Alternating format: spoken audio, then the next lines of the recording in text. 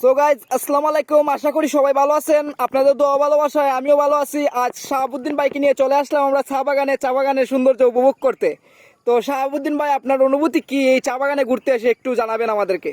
এই চা বাগানের অনুভূতি এটা হচ্ছে, আমার অনুভূতিটা হচ্ছে আমরা আসলে সিলেটের জন্ম, তো তাই আমরা অবসর টাইমে আমরা চলে আসি চা বাগানের মধ্যে। এই যে চা বাগানের দৃশ্যগুলা দেখতে পাচ্ছেন আপনারা, এই দৃশ্যগুলো কিন্তু অন্য অন্য অঞ্চলের লোকগুলো পায় না, তাই তারা আফসোস করে মরে।